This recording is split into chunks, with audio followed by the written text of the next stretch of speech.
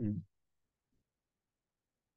Banking अवधारणा, विकासकरण, वर्गीकरण, बैंकको मुख्य कार्यहरू, नेपालको आर्थिक विकासमा बैंक क्षेत्रको भूमिका, बैंकिङ क्षेत्रको भूमिका, वर्तमान अवस्था, अवसर र चुनौती, वाणिज्य बैंकको काम, कर्तव्य र अधिकार, बैंकिङ शब्दावली। बैंकको अवधारणा। बैंकको अवधारणा रुपैयाँ पैसा तथा सागको कारोबार गर्ने संस्थालाई बैंक भनिन्छ। रुपैयाँ पैसा तथा सागको कारोबार गर्ने संस्थालाई बैंक भनिन्छ। जसले रुपैयाँ पैसा बढी भएको क्षेत्रबाट निक्षेप सङ्कलन गरी पैसा अभाव भएको क्षेत्रमा कर्जा लगानी गर्छ। जसले पैसा भएको क्षेत्रबाट निक्षेप सङ्कलन गरी पैसा अभाव भएको क्षेत्रमा कर्जा लगानी गर्छ। बैंक इटालियन भाषाको ब्याङ्कोबाट विकसित भएको शब्द हो, जसको अर्थ बेन्च भन्ने हुन्छ। बैंक इटालियन भाषाको ब्याङ्कोबाट विकसित भएको शब्द हो, जसको अर्थ बेन्च भन्ने हुन्छ। बेन्चमा प्राचीन समयमा सफारी वा गोल्ड स्मिथहरू पैसा राखेर गर्ने तथा लेनदेनको कारोबार गर्दथे। त्यसैले पछि आएर रुपैयाँ पैसाको कारोबार गर्ने ठाउँलाई बैंक भन्न थालियो। बैंकिङ कारोबारका बारेमा बैंकिङ कारोबारका बारेमा कौटिल्यको अर्थशास्त्र र मनुस्मृतिमा समेत चर्चा गरिएको पाइए तापनि सन् 1157मा इटालीमा स्थापना भएको ब्याङ्क अफ भेनिसलाई नै हालसम्मकै बैङ्कहरूमध्येको सबैभन्दा पुरानो बैङ्क मानिन्छ। त्यसै गरी सन् 1401मा ब्याङ्क अफ बार्सेलोना, सन् 1407मा ब्याङ्क अफ जेनेवा, सन् 1609मा ब्याङ्क अफ आर्मस्ट्रङ र सन् 1694मा ब्याङ्क अफ इङ्ल्यान्डलाई बैङ्क स्थापनाको ऐतिहासिक क्रममा लिन सकिन्छ। रुपैयाँ पैसा तथा सागको कारोबार गर्ने संस्थालाई बैङ्क भनिन्छ, जसले पैसा भएको क्षेत्रबाट निक्षेप सङ्कलन गरी पैसा अभाव भएको क्षेत्रमा कर्जा लगानी गर्छ। ब्याङ्क इटालियन भाषाको ब्याङ्कोबाट विकसित भएको शब्द हो, जसको अर्थ बेन्च भन्ने हुन्छ। बेन्चमा प्राचीन समयमा सफारी वा गोल्ड स्मिथहरू पैसा राखेर गर्ने तथा लेनदेनको कारोबार गर्दथे। त्यसैले पछि आएर रुपैयाँ पैसाको कारोबार गर्ने ठाउँलाई बैंक भन्न थालियो।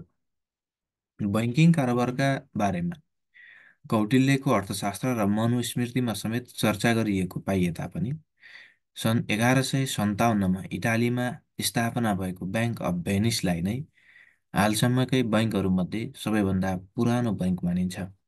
त्यसै गरी सन् 1401मा ब्याङ्क अफ बार्सेलोना, सन् 1407मा ब्याङ्क अफ जेनेवा, सन् 1609मा ब्याङ्क अफ आर्मस्ट्रङ र सन् 1694मा ब्याङ्क अफ इङ्ल्यान्डलाई बैङ्क स्थापनाको ऐतिहासिक क्रममा लिन सकिन्छ।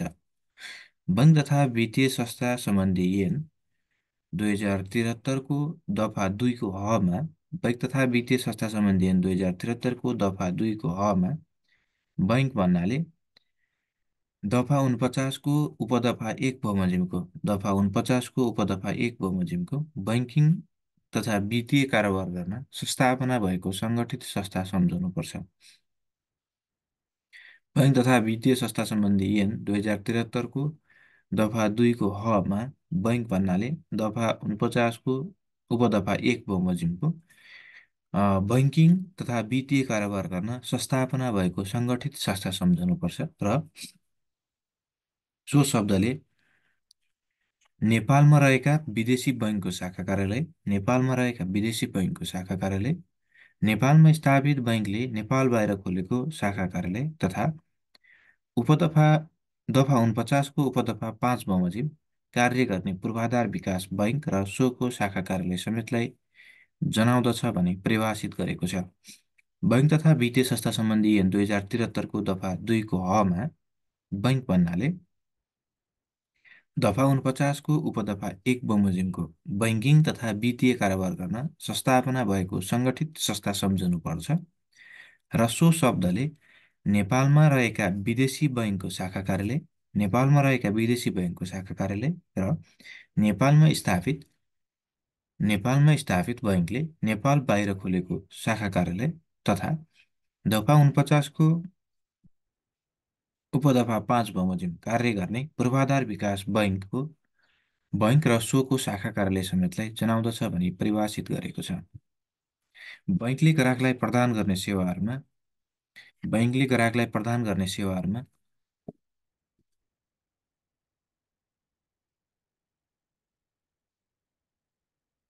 सेवाहरूमा एकमा छ निक्षेप स्वीकार गर्ने एटिएम प्रदान गर्ने एटिएम प्रदान गर्ने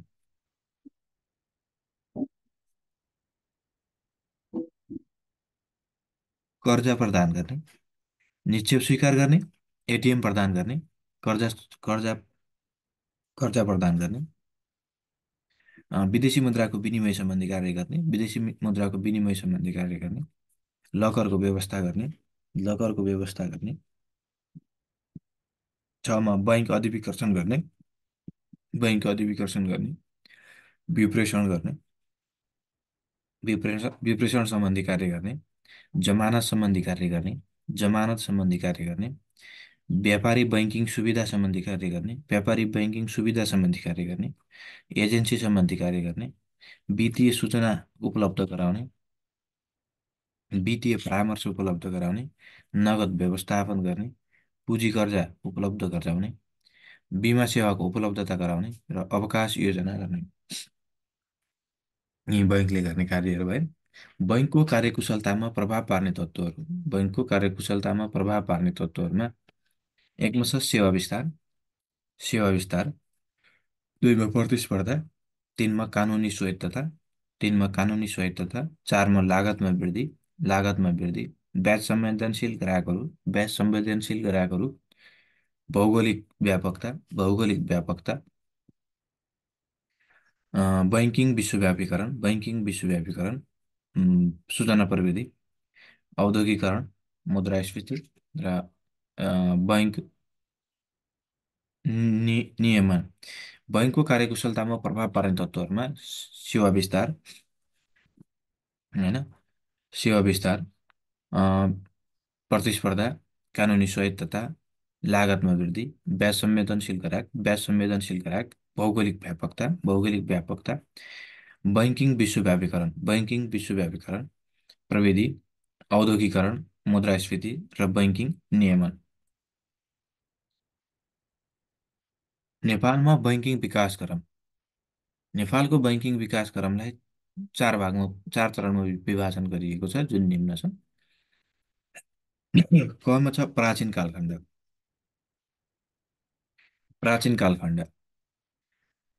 नेपाल बैङ्क स्थापना हुनुभन्दा पूर्वको विकासक्रमलाई प्राचीन कालखण्ड भनिन्छ। जुन अवस्थामा घिउ ठेकी अन्न पशु तथा श्रमको नाममा ब्याज लिने दिने प्रचलन थियो। घिउ ठेकी अन्न पशु तथा श्रमको नाममा ब्याज लिने दिने प्रचलन। दुईमा लिच्छविकालमा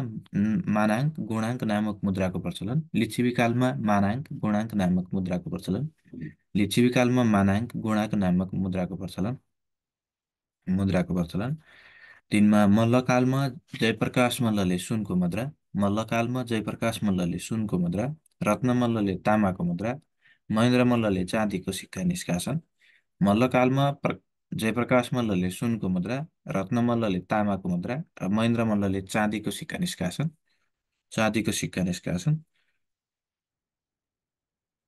पाँचमा चारमा रामशाहको पालामा न्यायोचित ब्याज दर निर्धारण पाँचमा पृथ्वीनारायण शाहको पालामा मोहरको प्रचलन छमा विक्रम सम्वत 1933मा तेजारथ अड्डाको स्थापना वैज्ञानिक रूपमा सिक्का निष्कासन गर्न विक्रम सम्वत 1989मा टक्सार विभागको स्थापना भएको। यसै प्राचीन कालखण्ड नेपाल बैङ्क स्थापना हुनुभन्दा पूर्वको अवस्थालाई हामी प्राचीन कालखण्ड भन्छौँ। सो कालखण्डमा घिउ ठेकी अन्न पशु तथा श्रमको नाममा ब्याज लिने दिने प्रचलन थियो। लिच्छवी कालमा आएर राजा मानदेवले मानाङ्क र गुणकामदेवले गुणाङ्क नामक मुद्राको प्रचलन गरे। मल्लकालमा आइपुग्दा जयप्रकाश मल्लले सुनको मुद्रा र रत्न मल्लले तामाको मुद्रा र महेन्द्र मल्लले चाँदीको सिक्का निष्कासन गरे। रामशाहको पालामा गोर्खाका राजा रामशाहको पालामा न्यायोचित ब्याज दरको निर्धारण भयो भने राजा पृथ्वीनारायण शाहको पालामा मोहरको प्रचलन सुरुवात भयो र विक्रम सन् 1933मा तेजा र थड्डाको स्थापना भयो भने अ, विक्रम सन् 1989मा टक्सार विभागको स्थापना भयो जसले वैज्ञानिक रूपमा सिक्का निष्कासन गर्ने काम गर्दथ्यो। सो पछि नेपाल बैङ्क स्थापना पछिको कालखण्डलाई हामी सरकारी बैङ्किङ व्यवसायको कालखण्ड भनेर भन्छौँ खमा। सरकारी बैङ्किङ व्यवसायको कालखण्ड भनेको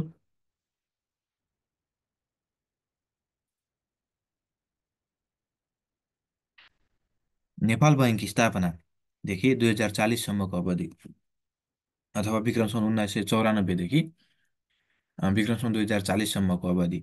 यस अवधिमा के भयो भन्दा विक्रम सन् 1994 साल कार्तिक 30 गते नेपालको पहिलो बैङ्क नेपाल बैङ्कको स्थापना। विक्रम सन् 1994 कार्तिक 30 गते नेपालको पहिलो बैङ्क नेपाल बैङ्क लिमिटेडको स्थापना।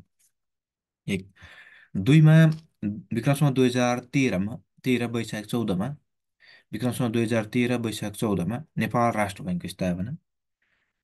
विक्रम सन् 2013 वैशाख 14मा नेपाल राष्ट्र बैङ्कको स्थापना। तिनमा विक्रम सन् 2016 साल फागुन 7मा नेपाल राष्ट्र बैङ्कले रु 1, रु 5, रु 10 र रु 100का दरका नोटहरूको निष्कासन गरेको। विक्रम सन् 2016 फागुन 7मा नेपाल राष्ट्र बैङ्कले रु 1, रु 5, रु 10 र रु 100 दरका नोटहरू निष्कासन गरेको। 4मा विक्रम सम्वत 2022 माघ 10 गते विक्रम सम्वत 2022 माघ 10 गते राष्ट्रिय वाणिज्य बैङ्कको स्थापना। राष्ट्रिय वाणिज्य बैङ्कको स्थापना र विक्रम सम्वत 2024 साल माघ 7 गते कृषि विकास बैङ्कको स्थापना। विक्रम सम्वत 2024 साल माघ 7 गते कृषि विकास बैङ्कको स्थापना।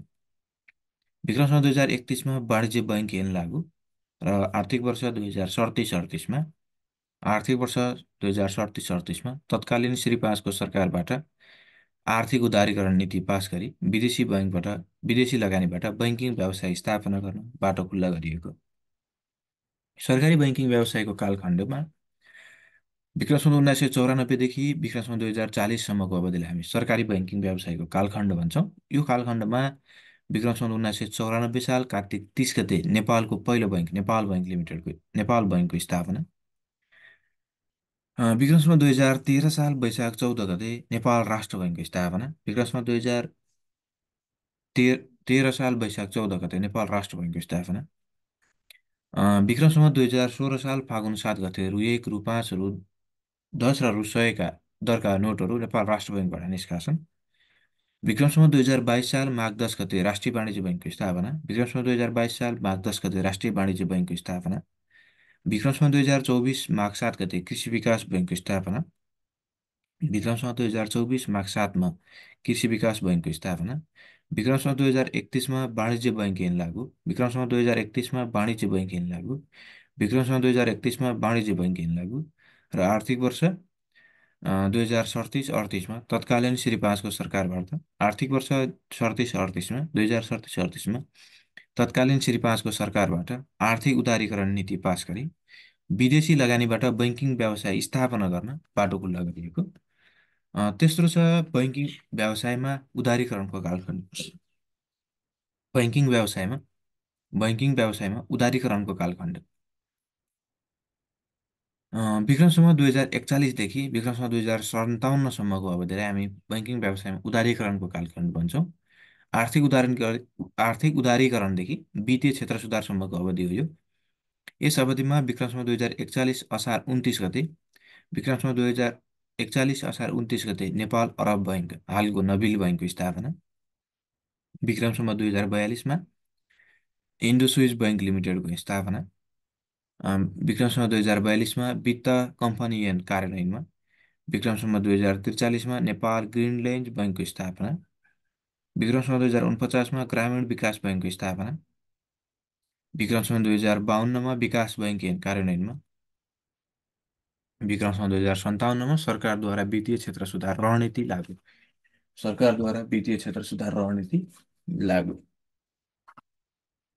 लागू गरियो।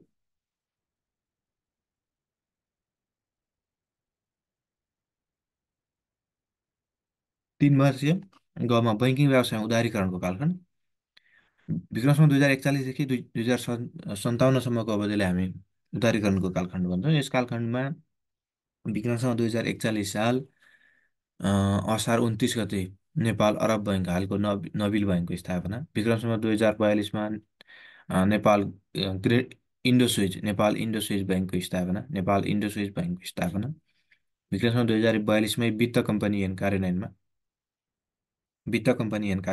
विक्रमसँग 2043मा नेपाल ग्रिनल्यान्ड बैङ्कको स्थापना, 43मा नेपाल ग्रिनल्यान्ड बैङ्कको स्थापना, विक्रमसँग 2049मा ग्रामीण विकास बैङ्कको स्थापना, विक्रमसँग 2049मा ग्रामीण विकास बैङ्कको स्थापना, विक्रमसँग 2052मा विकास बैङ्क ऐन कार्यान्वयनमा, 52मा विकास बैङ्क ऐन कार्यान्वयनमा र विक्रमसँग 2057मा सरकारद्वारा वित्तीय क्षेत्र सुधार रणनीति लागू गरिएको। घमा छ खुल्ला बैङ्किङ व्यवसायको कालखण्ड। वित्तीय क्षेत्र सुधार अथवा विकासमा 2057देखि हालसम्मको अवधिलाई हामी खुल्ला बैङ्किङ व्यवसायको कालखण्ड भन्छौँ। यो कालखण्डमा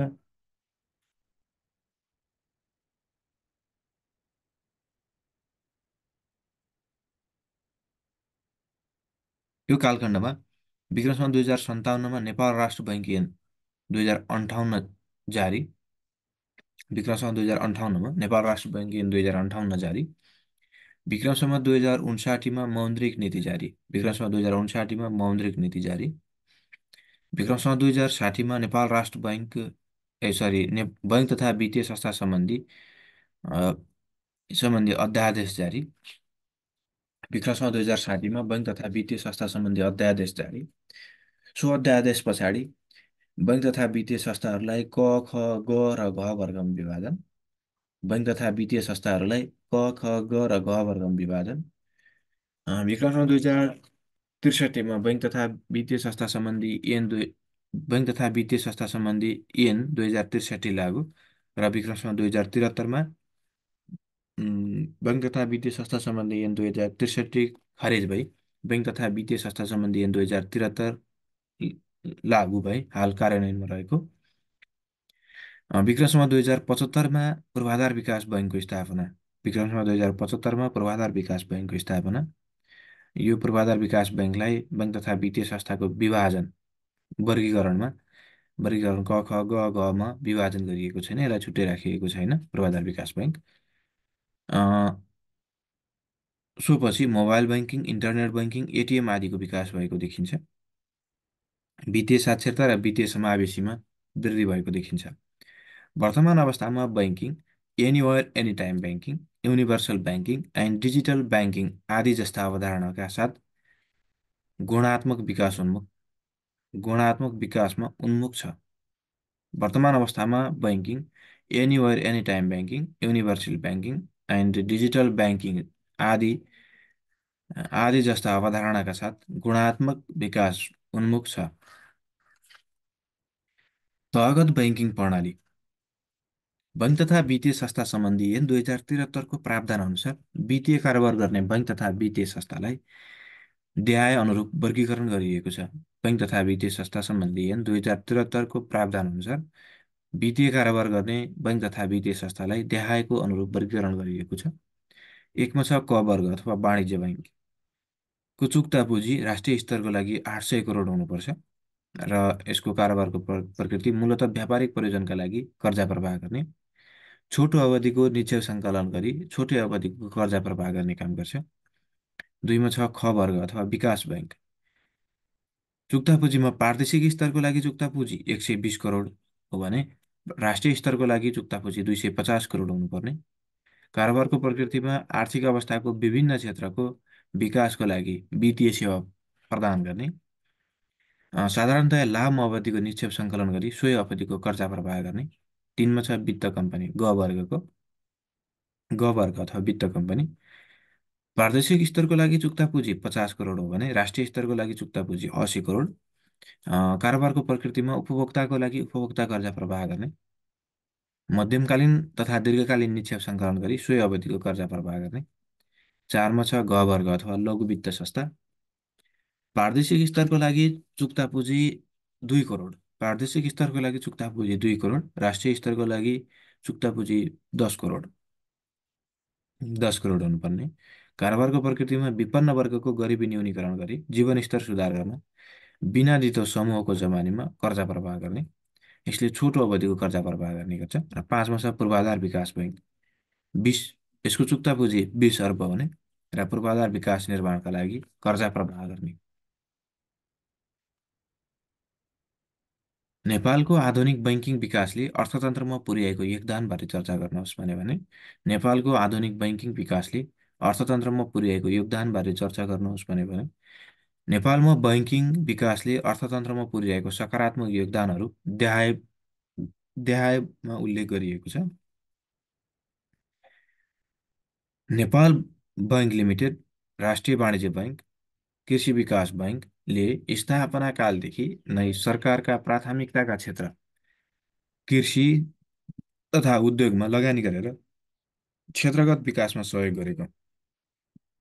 नेपाल बैङ्क, राष्ट्रिय वाणिज्य बैङ्क, कृषि विकास बैङ्कले स्थापना कालदेखि नै सरकारका प्राथमिकताका क्षेत्र कृषि तथा उद्योगमा लगानी गरेर क्षेत्रगत विकासमा सहयोग गरेको।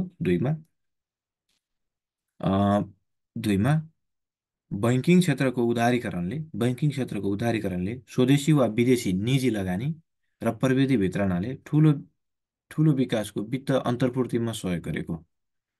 3मा विकासको प्रमुख साझेदार निजी संस्थाको प्रवर्धनमा सकारात्मक भूमिका पुगेको। विकासको प्रमुख साझेदार निजी क्षेत्रको प्रवर्धनमा सकारात्मक भूमिका खेलेको। 4मा आर्थिक विकासका प्रमुख सूचकहरू जीडीपी, प्रति व्यक्ति आय, उत्पादन, उपभोग्य बचत परिचालनमा भूमिका खेलेको। आर्थिक विकासका प्रमुख सूचकहरू जीडीपी, प्रति व्यक्ति आय, उत्पादन, उपभोग, बचत परिचालनमा भूमिका खेलेको। 5मा सेवा विस्तारले अर्थतन्त्रका सबै क्षेत्र र वर्गलाई मूलधारमा समाहित गरेको। अर्थतन्त्रको सबै क्षेत्र र वर्गलाई मूलधारमा समाहित गरेको।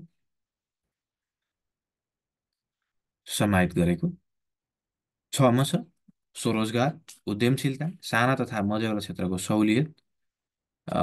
सहुलियतपूर्ण कर्जा प्रवाहले रोजगारी र उद्यमशीलता विकास भएको। स्वरोजगार, उद्यमशीलता, साना र मझौला क्षेत्रमा सहुलियतपूर्ण कर्जा प्रवाहले रोजगारी र उद्यमशीलता विकास गरेको। 7मा अर्थतन्त्रलाई औपचारिक र मूलधारमा ल्याउन भूमिका खेलेको।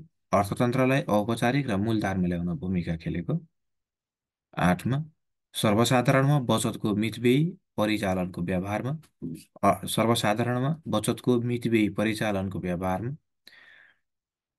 स्थानान्तरण गर्दै राष्ट्रिय लगानी निर्माणमा भूमिका खेलेको। सर्वसाधारणमा बचतको मितव्ययी परिचालनको व्यवहारलाई रूपान्तरण गर्दै राष्ट्रिय लगानी निर्माणमा भूमिका खेलेको।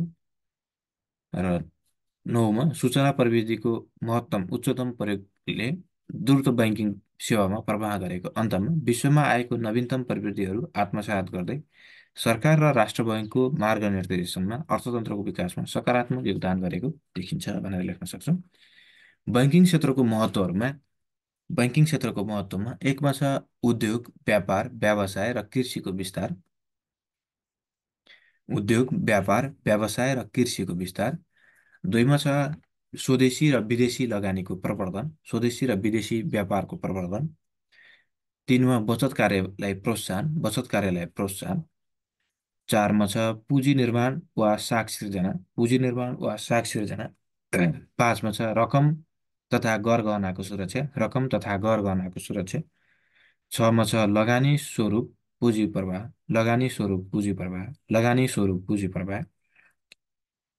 7मा मुद्रा तथा रकम स्थानान्तरण।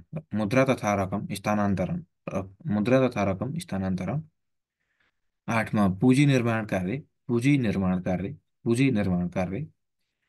9मा उत्पादनशील कार्यका लागि पुँजी परिचालन।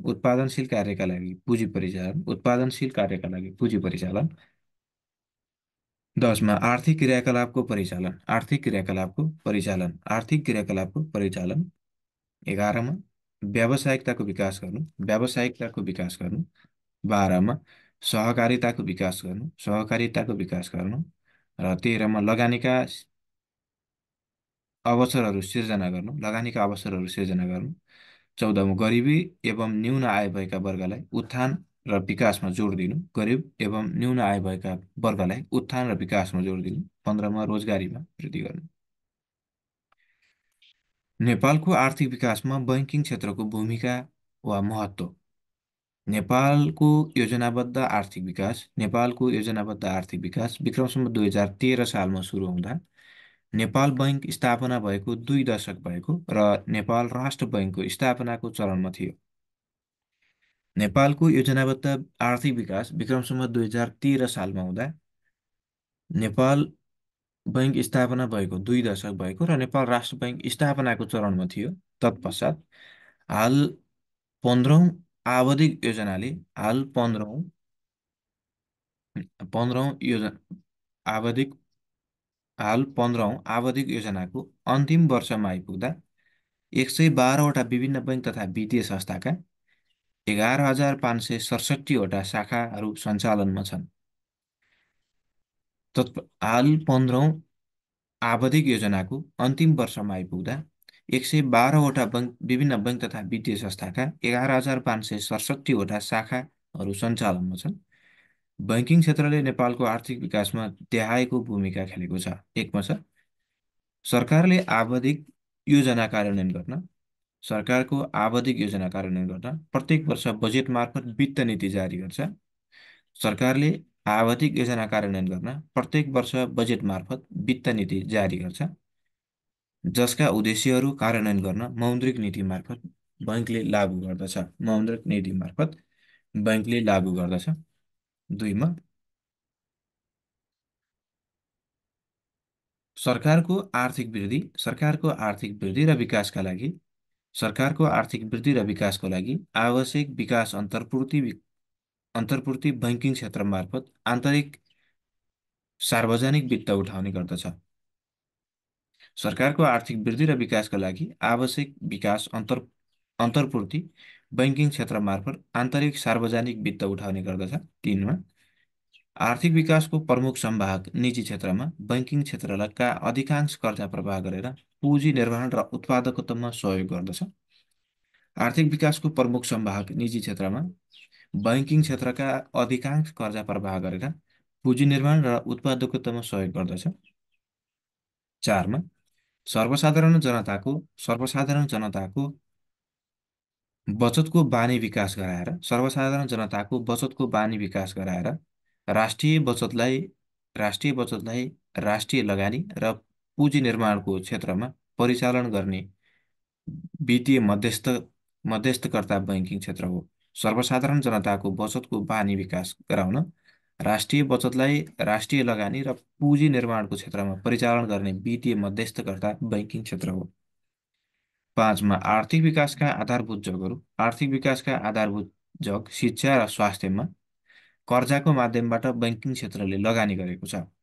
आर्थिक विकासका आधारभूत जग शिक्षा र स्वास्थ्यमा कर्जाको माध्यमबाट बैङ्किङ क्षेत्रले लगानी गरेको छ, जसको प्रतिफल गरिबी निवारण रोजगारीको माध्यमबाट आर्थिक विकासमा सहयोग गरेको छ। जसको प्रतिफल गरिबी निवारण रोजगारीको माध्यमबाट आर्थिक विकासमा सहयोग गरेको छ। 6मा बढ्दो उपभोगलाई धान्नका लागि आयात र उत्पादनलाई बिक्री गर्न निर्यात प्रवर्धन गर्न बैङ्किङ क्षेत्रले प्रतिपत्र बिल कलेक्सन आदिबाट प्रवर्धन गरेको छ। बढ्दो उपभोगलाई धान्नका लागि आयात र उत्पादनलाई बिक्री गर्न निर्यात प्रवर्धन गर्न बैङ्किङ क्षेत्रले प्रतिपत्र बिल कलेक्सन आदिबाट प्रवर्धन गरेको छ। 7मा बैङ्किङ क्षेत्रले बजारको मूल्य स्थिति र शोधानान्तर स्थिति सकारात्मक र ग्राह्य सीमामा राख्न नीतिगत र व्यावहारिक राख्न कोसिस गर्दछ, जसले गर्दा पूर्वनिर्धारित आर्थिक विकासमा सहयोग गर्दछ। बैङ्किङ क्षेत्रले बजारको मूल्य स्थिति र शोधानान्तर स्थिति सकारात्मक राख्न, ग्राह्य सीमामा राख्न नीतिगत र व्यावहारिक राख्न कोसिस गर्दछ, जसले गर्दा पूर्वनिर्धारित आर्थिक विकासमा सहयोग गर्दछ। 8मा छ नेपालको आर्थिक विकासको प्रमुख चुनौती। नेपालको आर्थिक विकासको प्रमुख चुनौती भ्रष्टाचार, सम्पत्ति शुद्धिकरण र औपचारिक अर्थतन्त्रलाई नियन्त्रण। नेपालको आर्थिक विकासको प्रमुख चुनौती भ्रष्टाचार, सम्पत्ति शुद्धिकरण र अनौपचारिक अर्थतन्त्रलाई नियन्त्रण र न्यूनीकरण गर्न भूमिका खेल्दछ, जसले गर्दा देशको आर्थिक विकासमा सहयोग पुग्दछ, जसले गर्दा देशको आर्थिक विकासमा सहयोग पुग्दछ। निष्कर्षमा देशको आर्थिक विकासको एक प्रमुख संवाहक वित्तीय क्षेत्र हो। देशको आर्थिक विकासको प्रमुख संवाहक वित्तीय क्षेत्र हो। वित्तीय क्षेत्रको कार्यदक्षता, संस्थागत सुशासन र सबलीकरणले दिगो विकास, समृद्धि र सुशासनका लक्ष्यहरू भेटाउन सहयोग गर्दछ। निष्कर्षमा देशको आर्थिक विकासको एउटा प्रमुख संवाहक वित्तीय क्षेत्र हो। वित्तीय क्षेत्रको कार्यदक्षता, संस्थागत सुशासन र सबलीकरणले दिगो विकास, समृद्धि र सुशासनका लक्ष्यहरू भेटाउन सहयोग गर्दछ।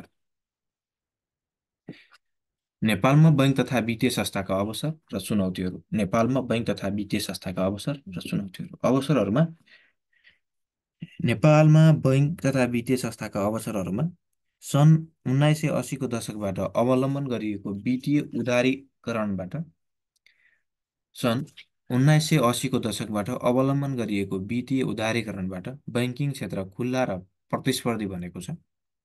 सन् 1980को दशकबाट अवलम्बन गरिएको वित्तीय उदारीकरणबाट बैंकिङ क्षेत्र खुल्ला र प्रतिस्पर्धी बनेको छ।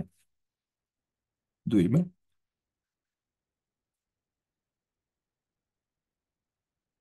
लगानीका पर्याप्त क्षेत्रहरू लगानीका पर्याप्त क्षेत्रहरू जस्तै जलस्रोत, ऊर्जा निर्माण, पर्यटन इत्यादिमा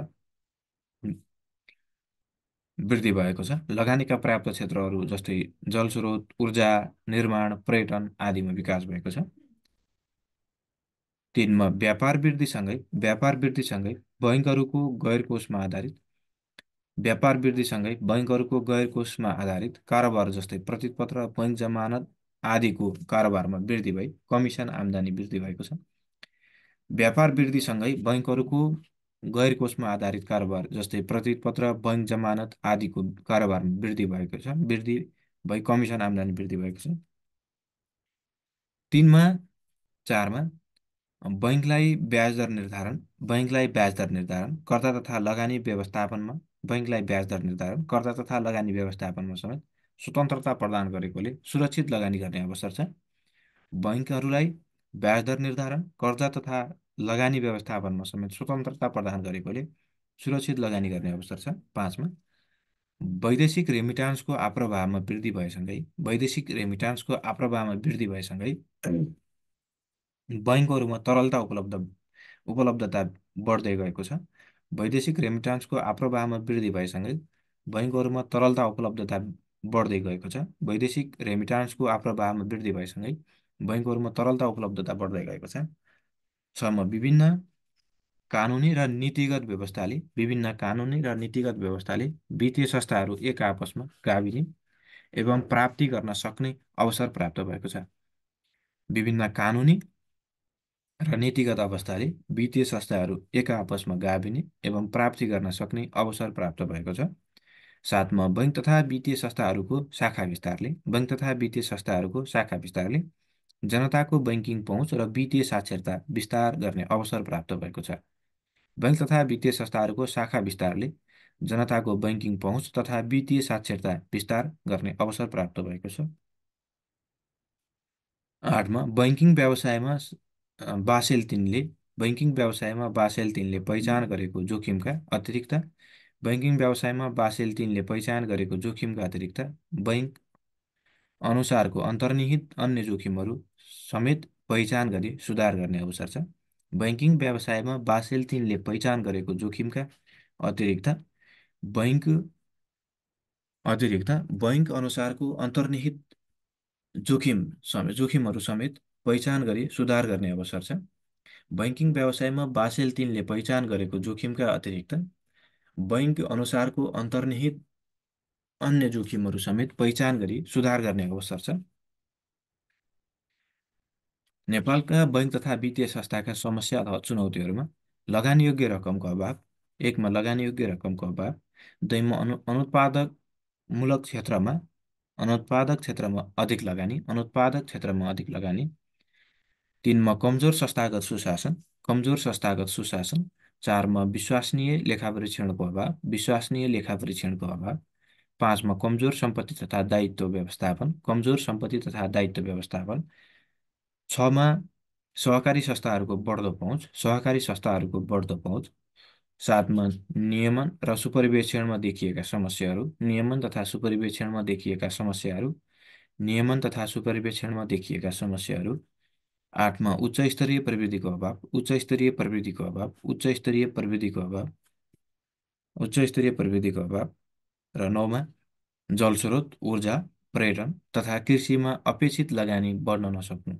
जलस्रोत, ऊर्जा, पर्यटन तथा कृषिमा अपेक्षित लगानी बढ्न नसक्नु, र दसमा बासेल 3ले निर्धारण गरे बमोजिम मापदण्डहरू कायम गर्ने, बासेल 3ले निर्धारण गरे बमोजिमका मापदण्डहरू कायम गर्ने। नेपालमा बैङ्किङ क्षेत्रका समस्याहरूको समाधानका उपायहरू, नेपालमा बैङ्किङ क्षेत्रका समस्याहरूको समाधानका उपायहरू, एकमा छ क्षणिक नाफालाई भन्दा विकास र समग्र विकासमा जोड दिने, क्षणिक नाफा भन्दा विकासमा जोड दिने, दुईमा शान्ति सुरक्षा तथा राजनैतिक स्थिरतामा जोड दिने, शान्ति सुरक्षा तथा राजनैतिक स्थिरतामा जोड दिने, तिनमा नीति नियम ऐन कानुनलाई समयानुकूल परिमार्जन एवं लागू गर्ने, नीति नियम ऐन कानुनलाई समयानुकूल परिमार्जन एवं लागू गर्ने, चारमा नेपाल राष्ट्र बैङ्कको निर्देशनलाई कडाइका साथ पालना गर्ने, नेपाल राष्ट्र बैङ्कको निर्देशनलाई कडाइका साथ पालना गर्ने, पाँचमा संस्थागत सुशासनको विकास र व्यवस्थापनमा जोड दिने, संस्थागत सुशासनको विकास र व्यवस्थापनमा जोड दिने, संस्थागत सुशासनको विकास र व्यवस्थापनमा जोड दिने, जोड दिने। छमा विनादितो वा अनुत्पादनमूलक क्षेत्रमा विनादितो र अनुत्पादनमूलक क्षेत्रमा हुने कर्जा लगानीलाई निरुत्साहित गर्ने, विनादितो र अनुत्पादनमूलक क्षेत्रमा हुने कर्जा लगानीलाई निरुत्साहित गर्ने, कर्जा लगानीलाई निरुत्साहित गर्ने, कर्जा लगानीलाई निरुत्साहित गर्ने, साथमा उत्पादनमूलक क्षेत्रमा कर्जा लगानीलाई प्राथमिकता दिनुपर्ने, उत्पादनमूलक क्षेत्रमा कर्जा लगानीलाई प्राथमिकता दिनुपर्ने, आठमा बैङ्क तथा वित्तीय संस्थाहरूबीच उत्पन्न हुने अस्वस्थ प्रतिस्पर्धालाई दूर गर्ने, बैङ्क तथा वित्तीय संस्थाहरूबीच उत्पन्न हुने अस्वस्थ प्रतिस्पर्धालाई दूर गर्ने, नौमा लेखा परीक्षणलाई प्रभावकारी बनाउने, लेखा परीक्षणलाई प्रभावकारी बनाउने, र एघारमा नयाँ नयाँ प्रविधिको प्रयोग एवं विस्तारमा जोड दिने, नयाँ नयाँ प्रविधिको प्रयोग एवं विस्तारमा जोड दिने, र एघारमा वित्तीय साक्षरता र सर्वसाधारणको पहुँचमा जोड दिने, वित्तीय साक्षरता र सर्वसाधारणको पहुँचमा जोड दिने, 12मा निक्षेप एवं तरलता व्यवस्थापनमा जोड दिने, निक्षेप एवं तरलता व्यवस्थापनमा जोड दिने। अर्को टपिक छ नेपालको वर्तमान बैङ्किङ अवस्था, नेपालको वर्तमान बैङ्किङ अवस्था, नेपालको आधुनिक बैङ्किङ इतिहास, नेपालको आधुनिक बैङ्किङ इतिहास विक्रम सम्वत 1994मा नेपाल बैङ्क स्थापनापछि सुरु भएको मानिन्छ। वर्तमानमा बैङ्क तथा वित्तीय संस्था सम्बन्धी ऐन 2073ले दिएको अधिकार प्रयोग गरी बैङ्किङ कारोबार गरिरहेका बैङ्क तथा वित्तीय संस्थाहरूको नियमनकारी निकायको रूपमा नेपाल राष्ट्र बैङ्क रहेको छ। नेपाल राष्ट्र बैङ्कले प्रकाशित गर्ने तथ्याङ्क 2080 पुस मसान्त अनुसार बैङ्क तथा वित्तीय संस्थाको वर्तमान अवस्था देखाए बमोजिम रहेको छ। एकमा बैङ्क तथा वित्तीय संस्थाहरूको सङ्ख्यात्मक अवस्था हेर्दा, बैङ्क तथा वित्तीय संस्थाहरूको सङ्ख्यात्मक अवस्था हेर्दा 20वटा क वर्ग, 17वटा ख वर्ग, 17वटा ग वर्ग, 57वटा घ वर्ग र एउटा पूर्वाधार विकास बैङ्क गरी कुल 112वटा बैङ्क तथा वित्तीय संस्थाका 11,567वटा शाखाहरू सञ्चालनमा छन्।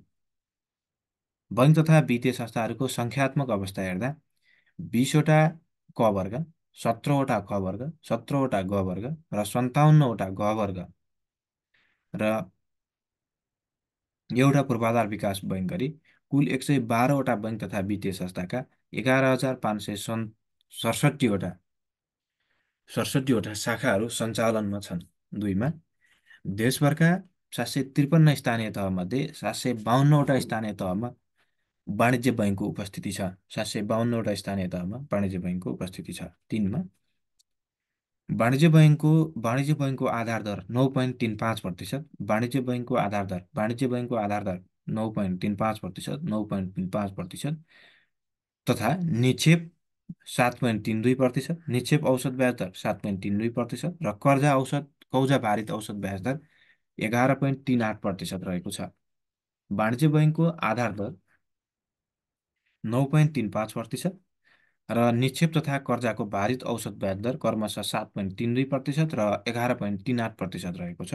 4मा निक्षेप परिचालन 3 खर्ब 77 अर्ब, निक्षेप परिचालन 3 खर्ब 77 अर्ब र कर्जा प्रवाह 1 खर्ब 92 अर्ब भन्दा बढी रहेको छ। निक्षेप परिचालन 3 खर्ब 77 अर्ब र कर्जा प्रवाह 1 खर्ब 92 अर्ब भन्दा बढी रहेको छ। 5मा समग्र बैङ्क तथा वित्तीय संस्थामा निक्षेप खाता 5 करोड, समग्र बैङ्क तथा वित्तीय संस्थामा निक्षेप खाता 5 करोड, कर्जा खाता 18 लाख भन्दा बढी रहेका छन्। 6मा विदेशी विनिमय सञ्चिति 18 खर्ब 16 अर्ब 57 करोड भन्दा माथि छ। 18 खर्ब 16 अर्ब 57 करोड भन्दा माथि छ। अनि 8मा 7मा शोधनान्तर स्थिति 2 खर्ब 73 अर्ब 52 करोड, 2 खर्ब 73 अर्ब 52 करोड, 2 खर्ब 73 अर्ब 52 करोड बचतमा छ शोधनान्तर स्थिति। 8मा वित्तीय साक्षरता 57.9%, 57.9% र वित्तीय समावेशीकरण 68% रहेको छ। वित्तीय साक्षरता 57.9% र वित्तीय समावेशीकरण 68% रहेको छ। 9मा छ बैङ्क तथा वित्तीय संस्थाको भारित औसत अन्तर्बैङ्क दर 2.86%। बैङ्क तथा वित्तीय संस्थाको भारित औसत अन्तर्बैङ्क दर 2.86% रहेको छ। 10मा एटिएम मेसिनको सङ्ख्या 5059वटा, एटिएम मेसिनको सङ्ख्या 5059वटा, debit card 1 crore 26 lakh, debit card 1 crore 26 lakh, credit card 3 lakh र प्रिपेड कार्ड 1 लाख भन्दा बढी छन्।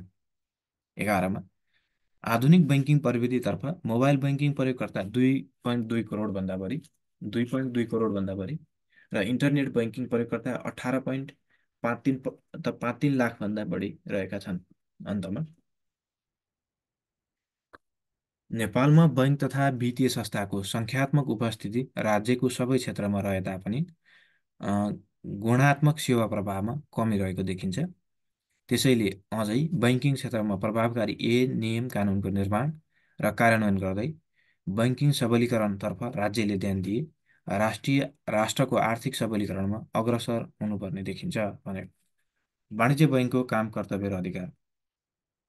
वाणिज्य बैङ्क बैङ्क तथा वित्तीय संस्था सम्बन्धी ऐन 2073को व्यवस्था भए अनुरूप मुलुकको क वर्गको इजाजत पत्र प्राप्त बैङ्कलाई वाणिज्य बैङ्क भनिन्छ। इजाजत पत्र प्राप्त बैङ्क तथा बैङ्कलाई वाणिज्य बैङ्क भनिन्छ। मुलुकको आर्थिक सामाजिक एवं बैङ्किङ विकासमा वाणिज्य बैङ्कको भूमिकालाई बुदागत रूपमा यस प्रकार लेख्न सकिन्छ। 1मा ब्याज वा बिना ब्याजमा निक्षेप स्वीकार गर्ने, ब्याज वा बिना ब्याजमा निक्षेप स्वीकार गर्ने। 2मा निक्षेपको भुक्तानी दिने, 2मा निक्षेपको भुक्तानी दिने, निक्षेपको भुक्तानी दिने। 3मा नेपाल राष्ट्र बैङ्कको निर्देशनमा रही कर्जा प्रवाह गर्ने, नेपाल राष्ट्र बैङ्कको निर्देशनमा रही कर्जा प्रवाह गर्ने। 4मा विदेशी विनिमय सम्बन्धी कार्य गर्ने, विदेशी विनिमय सम्बन्धी कार्य गर्ने, विदेशी विनिमय सम्बन्धी कार्य गर्ने। 5मा सहवित्तीयकरणको आधारमा कर्जा प्रवाह गर्ने, सहवित्तीयकरणको आधारमा कर्जा प्रवाह गर्ने, सहवित्तीयकरणको आधारमा कर्जा प्रवाह गर्ने। 6मा मर्चेन्ट बैङ्किङ सम्बन्धी कारोबार गर्ने, मर्चेन्ट बैङ्किङ सम्बन्धी कारोबार गर्ने, मर्चेन्ट बैङ्किङ सम्बन्धी कारोबार गर्ने। 7मा स्वदेशी बैङ्क तथा वित्तीय संस्थाको जमानतमा कर्जा प्रवाह गर्ने, स्वदेशी बैङ्क तथा वित्तीय संस्थाको जमानतमा कर्जा प्रवाह गर्ने। 8मा प्रस्तुत पत्र, विनिमय पत्र, प्रतिज्ञा पत्र, यात्रु चेक,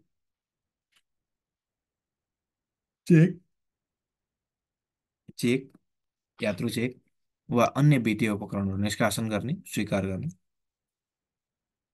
निष्कासन गर्ने र स्वीकार गर्ने। प्रतित पत्र, विनिमय पत्र, प्रतिज्ञा पत्र, चेक, यात्रु चेक वा अन्य वित्तीय उपकरणहरू निष्कासन गर्ने र स्वीकार गर्ने। 9मा आफ्नो जायज तथा धितो राखी कर्जा लिने, आफ्नो जायज तथा धितो राखी कर्जा लिने। 10मा डेबिट कार्ड र क्रेडिट कार्ड जारी गर्ने, डेबिट कार्ड र क्रेडिट कार्ड जारी गर्ने। 11मा नेपाल सरकार र राष्ट्र बैङ्कले जारी गरेको ऋण पत्र खरिद बिक्री गर्ने, नेपाल राष्ट्र बैङ्क र नेपाल सरकारले जारी गरेको ऋण पत्र खरिद बिक्री गर्ने। 12मा विपन्न वर्ग, न्यून आय भएका परिवार, विपन्न वर्ग, न्यून आय भएका परिवार, दैविक प्रकोप पीडित तथा मुलुकका कुनै क्षेत्रका बासिन्दाको आर्थिक उत्थानको लागि व्यक्तिगत वा सामूहिक जमानीमा नेपाल राष्ट्र बैङ्कले तोकेसम्मको कर्जा दिने। विपन्न वर्ग, न्यून आय भएका परिवार, दैविक प्रकोप पीडित तथा मुलुकका कुनै क्षेत्रका बासिन्दाको आर्थिक उत्थानको लागि व्यक्तिगत वा सामूहिक जमानीमा नेपाल राष्ट्र बैङ्कले तोकेसम्मको कर्जा दिने। 13मा परियोजनाको प्रवर्धनका लागि नेपाल सरकारको वा अन्य स्वदेशी वा विदेशी निकायबाट परियोजनाको प्रवर्धनको लागि नेपाल सरकारको वा अन्य स्वदेशी तथा विदेशी लगानीबाट प्राप्त भएको रकम कर्जाको रूपमा प्रवाह गर्ने र कर्जा व्यवस्थापन गर्ने। 14मा कुनै व्यक्ति वा संस्थालाई कर्जा दिँदा वा निजसँग कुनै कारोबार गर्दा आफ्नो हितको संरक्षणका लागि आवश्यकता अनुसार शर्त गराउने। कुनै व्यक्ति वा संस्थालाई कर्जा दिँदा वा निजसँग कुनै कारोबार गर्दा आफ्नो हितको संरक्षणका लागि आवश्यकता अनुसार शर्त गराउने। 15मा सञ्चालक समितिले बनाएको अ, बनाएको विनिमयको अधीनमा रही कर्जा अपलेखन गर्ने। सञ्चालक समितिले बनाएको विनियमको अधीनमा रही कर्जा अपलेखन गर्ने। 16मा आफ्नो जायजथाको उचित प्रबन्ध वा बिक्री गर्ने, र 17मा नेपाल राष्ट्र बैङ्कको निर्देशन अनुरूप वा तोकिएका अन्य कार्यहरू गर्ने। नेपाल राष्ट्र बैङ्कको निर्देशन अनुरूप वा तोकिएका अन्य कामकाज गर्ने। हवस् त, धन्यवाद।